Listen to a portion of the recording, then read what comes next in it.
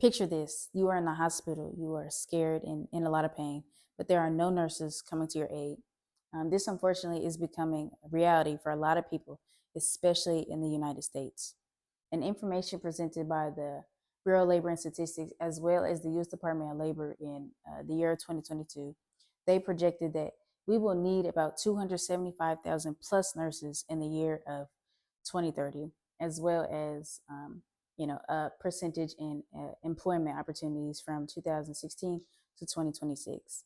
Basically, in this presentation, I'm just going to be speaking about how the government needs to act now and pass legislation that will help avert us from this crisis.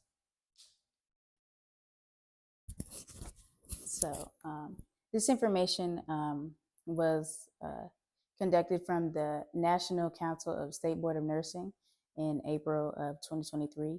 The origin of this problem really all started with the coronavirus pandemic. COVID-19 is its other name, where over 100,000 nurses did leave the workforce. This really was because of, burnout, unsafe working conditions, and things like that. But this is not just affecting the nurses themselves. This does affect the patients. This results in longer stays, higher mortality rates, and things like that. And it especially affects rural hospitals, because when they are, determined to not have enough nurses, they are completely shut down as a whole, and that leaves that area without a hospital. Okay, so one of the main reasons is a lack of nurse educators. With information presented by the American Association of College Nursing in 2023, 78,000 applicants were turned away in 2023 as a result of not only there being enough teachers as a whole, but a lot of them didn't think that their salaries were the equivalent of teaching students. Funding was an issue, and so were clinical rotations were an issue as well. So, that was pretty big. And if we can't have enough teachers that teach this, then we can't grow the workforce and expand the pipeline as a whole. Okay, the second major cause is burnout and the unsafe working conditions. And the information presented by the National Nurses United in September 2021, they conducted a poll that said 80 plus nurses felt like that they were experiencing unsafe working conditions, and which mainly included not having enough staffing due to longer hours, uh, emotional exhaustion, and just not having support for that. A lot of them felt like that they couldn't do it anymore, and this really just led to early retirement. And when they do that, it leads more problems on the people that do decide to stay, and it just results in a vicious cycle over and over again. And my infographic presented here by the American Nurses Association, it says that 1 in 3 nurses do say that they have reported inadequate staffing. 2 in 5 units are short staffed, 54% report excessive workloads, and 96 out of 100 report fatigue in the beginning of their shifts. Half of nurses say that they spent an insignificant amount of time with patients as well. Okay, one solution is already on the table. According to American Nurses Association in 2023,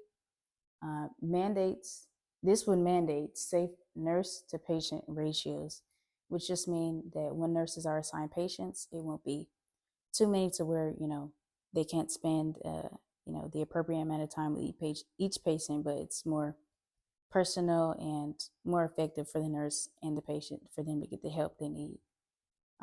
This would be based off of California's successful model, which has already shown the statistics that it not only helps with the burnout of nurses, but the outcome of the patients as well.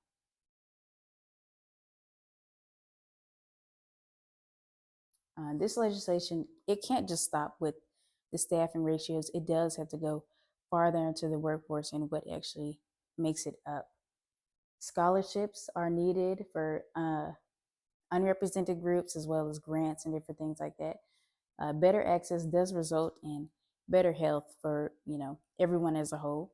And then um, this source was from the Robert Wood Johnson Foundation in June of 2022. And so my other infographic I have here, it just gives a rundown of the different race and ethnicities that actually make up the nursing force as a whole. And here it states 0.6 are American Indian or Alaska Native, 1.4 are two or more races, 3.6 are Asian, 7.5 are Hispanic, 23.6 are Black or African American, and 75.4% are white. Is it? Oh, okay. I was going to say is that it is important for for these different groups to receive help. That way, the underrepresented backgrounds can also have also can succeed in nursing as well. Okay, this isn't just a problem for hospitals, but it's a problem that affects everybody. Unsafe nursing staffing can lead to medical errors or you know different things like that. It can harm the patients. It can lead to different accidents due to the nurses being tired and things like that. The nurses, they really are the heart of healthcare, and without them receiving support, you can't expect them to grow. Just like how a city, the roads are what make it up. We treat the roads and we fix them from time to time. This is the same thing for nursing. Investing in nurses is the same thing as investing in public health. And this information was proposed by the National Nurses United in September of 2021. In conclusion, the nursing shortage is something that is serious and is actively a growing threat to public health. But we can address it by passing this legislation, as it's easily fixable.